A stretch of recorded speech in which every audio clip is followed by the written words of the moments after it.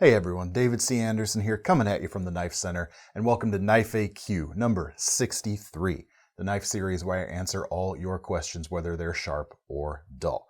This week, lots of good questions from you guys in our comment section. We're talking about collectability, some things related to that, and talking about some heirloom knives that you're going to be able to pass down through generations, and some other cool stuff as well. Let's get into it.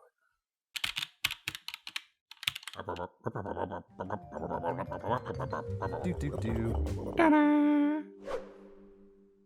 right, everyone, thank you, as always, for your questions that you leave for us in the comments section. We have a lot of fun combing through them and picking out some questions for this series. If you want a chance to have your own question featured, that is exactly what you got to do. Leave it down below for a shot at the not so big time, but you know what I mean. First question this week comes from MDO8. DCA, I like the idea of starting a collection of knives from a single brand / manufacturer. What brand would be your recommendation? Looking for a nice variety of styles, prices, and mechanics. My initial thought was Buck or Kershaw, but would love suggestions. All right, cool. It's kind of an unusual question, I'd say. If you start a collection from this particular manufacturer or brand, but you don't have the one in mind already, usually it kind of goes the opposite way. You find yourself drawn to certain designs from a certain brand, and then it spreads out into the rest of the brand. Be that as it may, I think what I'd probably go with in this case, Buck, Kershaw, great companies, but there's another company out there that has a truly broad offering of everything you mentioned. Different kinds of styles, different kinds of price points, different kinds of mechanisms, and I don't think anyone out there really equals what Boker brings to the table. Tons of great heritage from that brand, and they make everything from traditionals to flippers to automatics, all kinds of stuff. You've got their German-made stuff. Here's a Uno Trapper made in Solingen, Germany. A lot of heritage there. They also make fixed blades and other folders there in the Germany. You've got the Boker Plus line, which is typically from the Asian sector, and you get a lot of more modern feeling designs from the Boker Plus stuff. This is the F3 this year, the new version for this year, which is like $82. You got Micarta D2, deep carry pocket clip, pretty modern set of features right there. You got flippers, all kinds of stuff. Boker also does a lot of really cool limited edition things. This one right here is one of my favorites from this year. I mean, what is this one called? The P08 Boot Dagger. I like it so much that I forgot the name, but really cool guy right here. $520 some for this particular one. But they've got stuff all the way down in like the $20-ish price range as well, usually from the Boker Plus stuff. And they even partner with some companies here in America to make some automatic knives, like this ProTech. They also work with Hogue. But this is Lucas Burnley's Quaken design, one of the shorter ones in automatic form. You got great ProTech stuff behind the Boker name as well. I honestly don't think you're going to get a broader variety of blade shapes and mechanisms and prices and everything from these guys right here. I mean, a lot of cool stuff. But we'd love to know our commenters' suggestions as well, if there's a brand you think is worthy of collectability from the perspective of this gentleman right here asking the question. So, hope that helps. Next question comes from Claudia Perry. I have a question. I'm looking for a very small knife, a keychain knife with a Tanto blade. I need it for scraping stickers and labels off surfaces, sub 2 inches, but the smaller the better. If you can find a sub 1 inch one, that would be amazing. I need it in the $50 or under range. Great. Keychain stuff, great time of year to be talking about keychain stuff because there's a lot of great stocking stuff or options. We'll make sure to leave a link to our keychain knives video we did earlier this year somewhere, probably up here. Yes. Right? That direction. Thank you, Thomas. I've got two options right here. The Cold Steel Micro Recon one, the Tanto blade, $26 for this guy. And you've got about a 2-inch blade, simple 4034 stainless, rugged stonewash finish. Good lock on this knife. You've got the triad lock, which is cool to see on such a small knife. Very sturdy, and it's a 2-finger grip, but the handle is designed in such a way that it feels fairly secure, given that you've only got those 2 fingers on it. And you've got that straight edge on the leading edge of the Tanto where you can do the scraping stuff. This is not one of those Tantos that tends to have a little bit more belly. This is straight up Americanized Tanto with that straight edge. Can work really well at those little scrapey things there. For a slightly smaller blade length version, although it's probably not going to actually, well, it's definitely not going to actually be smaller on your keychain, the Gerber Keynote. And I can just describe or compare the size of the two here with the cold steel. Let me fold both of these up so you can see exactly what you'll be dealing with while it is on your key ring. A little bit more length on the cold steel, but considerably more girth and weight with the Gerber. So don't let the longer blade of the cold steel dissuade you if you're going for compactness and lightness. But the Keynote's really cool. You could actually make it the like the centerpiece of your keychain because it comes with a really high quality split ring right here. So you can throw everything else onto that guy rather than adding this cold steel to the rest of your gear. All depends on what you want. And if you're using it on your keychain, you probably take off the pocket clip. 20 bucks on these guys. I don't know if I mentioned the price there. Aluminum handles. You have a flipper tab, but this is not really a true flipper. They even say that's really just for getting the opening started. This is a two-hand opener. You don't have to use the flipper though, because you do have just a traditional nail nick there and a quite stubby blade. Simple stainless on this guy as well. 5CR series stainless and a lot more chunk on the blade. You do have more edge itself on that leading edge for scraping, but it is a bit thicker, so you might find it a little bit more difficult to use than the thinner blade steel on that cold steel. So two good options though, either one, whichever way you go. Hope that helps. All right, next up, Amit Erdemir asks, what folding knife would you suggest as a gift to a person who prefers higher end steels? I know for sure it needs to be above D2. Unfortunately, budget is around 100 bucks. Also, what are options for ambidextrous autos? Budget probably under 300. Thanks, Matt. Was it Matt or Amit? Doesn't matter. So you say, unfortunately, budget is around $100 for someone who prefers more premium steels. The great thing about nowadays is there's no unfortunately necessary. There's some really good steel options under the $100 mark. Probably one of the best that you can get is this Kershaw Link. 20 CV blade steel, 93 bucks for this guy. A lot of performance there. 3¼ inch blade, great profile for daily use. You've got a sweeping slicer shape, but you've still got a very aggressive or a very acute point. That tip is going to be able to open things up, pierce really nicely. You've got a higher flat grind, stone washed finish, thin enough blade steel. Just a great little cutter for your daily needs. And the aluminum handles here are girthy enough where you can feel pretty confident in pushing this knife. It's not a super slim knife. It's not overly bulky either, as you can see. Just a really good shape for usage. Really nice color, I think, on the green. Assisted opening flipper, folds up really nicely. As you can see, you got a deep carry pocket clip to keep it out of the way. Great speed safe action. Lots of performance for your 92 bucks. I mean, 20 CV, I'm not sure there's anything else in this steel available less than 100 bucks. If so, it's vanishingly slim. Check that guy out.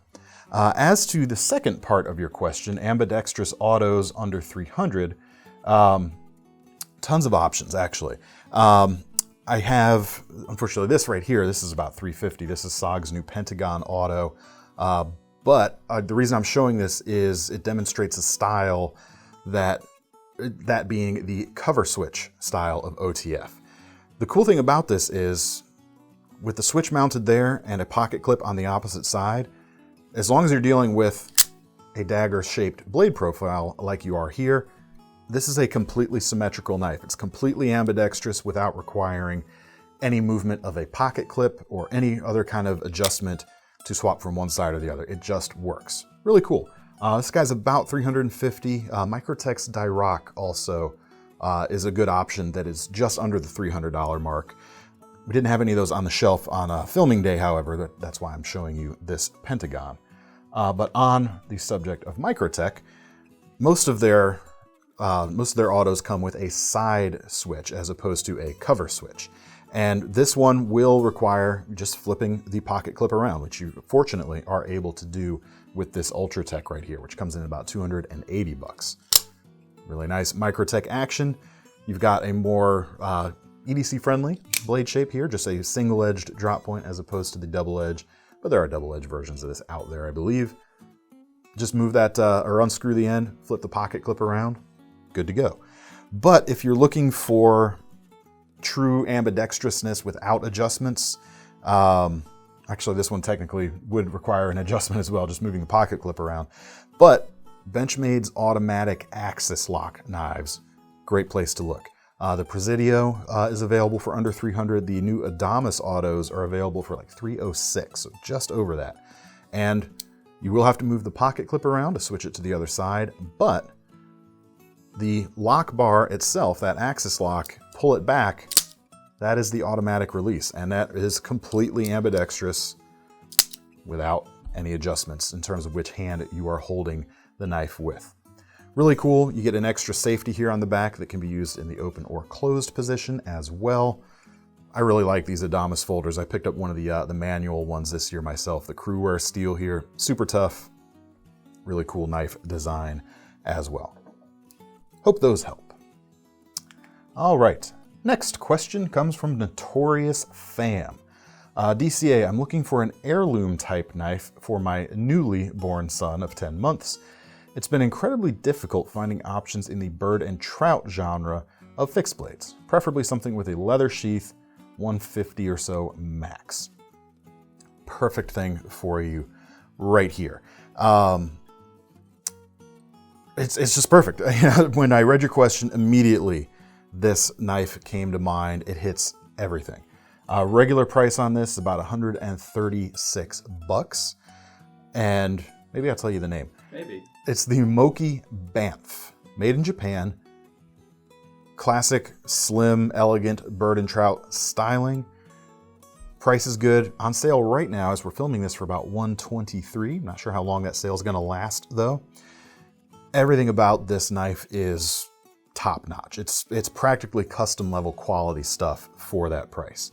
The blade is VG10. You've got a very high mirror polish, excellently finished, nice thin edge behind the hollow grind there, and polished micarta handles. Very, very classy looking in the black and silver against the blade. Does everything. Nice neutral shape to the handle, and you've got no finger guard, but you've got a long section of jimping here right at the index finger area. So you've got a little bit of traction when you're getting in to work in a bird and trout type of scenario. It's kind of small game stuff. And it's going to help your finger from slipping forward a little bit. A little bit of jimping on the spine, enough length. You can get all 4 fingers on it, but this is probably not something you're really pushing super hard. This is more a deft, nimble cutter. And it's just about perfect, man. The spine, perfectly seamless. It's one of those things where, when you've seen a lot of knives, but as soon as you pick something up like this, it goes, ah, yes. Leather sheath as well, you mentioned. Nice, simple design here, pouch with a belt loop. Check these guys out. They definitely don't get a lot of attention. They're less well known, this brand, but they used to make, if I've got my history correct, they used to do OEM stuff for Almar when the Almar knives were made in Japan previously to now. So really, really high quality stuff for sure.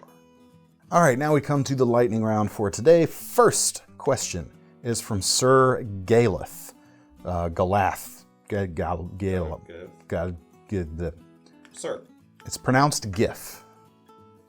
Yes. Talk amongst yourselves. Sir says, hi DCA. I'm curious, if you close a knife with the CRKT deadbolt hard, does the blade bounce back the same way as it does on a compression lock or axis lock? Would greatly appreciate it if you could answer that. So far, the only ones I've found that don't do this are the Hawk lock with the toggle detent, the SLS, and the Shark lock, and you don't go sort of. I know what you're talking about, and it'll even happen on the ball bearing lock with this Manix 2 we have right here. When you go to close the knife without keeping or without putting your fingers in front of the blade, really cool feature. If you don't let go of the lock bar as the blade comes to a close, you can get a little bit of bounce. So, can happen. Never been too much of a concern for me, but if that's not what you want, let's try this deadbolt here. This is the M40 from CRKT, Kit Carson design with the deadbolt, and I'm gonna really sling it closed here and see what happens. Ready, Thomas? Ready enough. Pretty good. I mean, that was a pretty solid. I'm even trying to like kick my wrist back and to get it to bounce back, and it's really not. It is sitting in there right nicely. So if that's what you're looking for, a deadbolt lock knife could be in your future. Pretty cool knife right here, I think, too. Really great long-standing design at this point. All right, next question comes from Cody Cohn.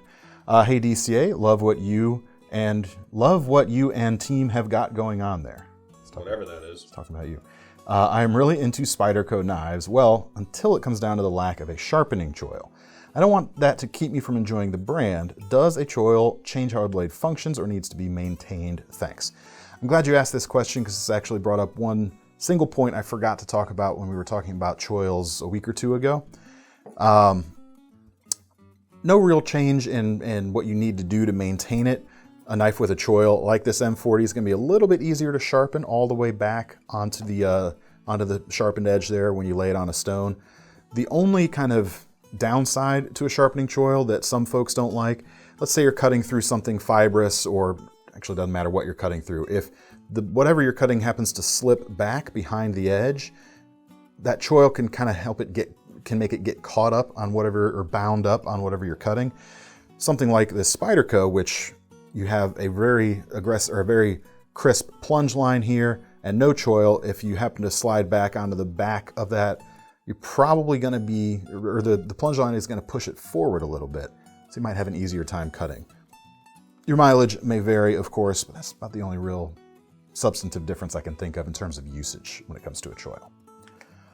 All right, Carlos Andres Ramirez Regoza, love it, asks, hi, if you want to make a gift between D2 and 154 cm steel for an EDC knife, which one would you choose? Both of them, honestly, really good steels. I've got the Anthropo from Civivi right here, which can be had in D2 or 154 cm. Not too far apart in price either. Really good design. I'd say if the person you're gifting the knife to is a knife person and knows how to sharpen, the D2 will save you a little bit of money. But if they're not, I'd probably go with something with 154 cm, simply because between these two steels, it's going to be a little bit easier to maintain, both in terms of actual sharpening as well as keeping potential corrosion at bay, because D2 is only semi-stainless. You have more stainless properties with the 154 cm. So always think about like the person you're giving the knife to, and that could kind of help guide you between two different materials in a case such as this. All right, that brings us now to our last question, the most serious question of the day, which comes from Greg. All right, DCA, you asked for it. Here's a most serious question. Does carrying a green-handled knife make a person more attractive, following the theory that green M&Ms are an aphrodisiac? And if so, which green-handled knife is the sexiest? Maybe that's why I wear a green shirt? The secret of your shirt is out. That's what it is. Well, sexiest green-handled knife I know of is this Shirogorov Chris Reeve collaboration, because Chris Reeve did the inlay on this. This is the Unihashiom, $2,300, however. In terms of your question, let's test it out. I'm not sure. Let's see. Sorry, here's David C. Anderson, just in a green shirt. Oh, look, a green-handled knife. Does that do anything for you? How about now? Thomas, how you feeling over there? I want to go home. Yeah, me too. So let's do it. let's wrap this video up. Thanks everyone for your questions. As always, if you want a chance to have yours featured in a future episode, just leave it down below in the comments, and don't forget to send me your most serious questions as well. If you want if you want to get your hands on any of these knives, we'll leave links in the description that take you over to KnifeCenter.com. And make sure you sign up for our Knife Rewards program, because you might as well earn some free money to spend on your next knife when you buy one of these knives for yourself or for someone else today. I'm David C. Anderson from the Knife Center, signing off. See you next time. Maybe we'll get your old shirt. No. We need all the help we can get.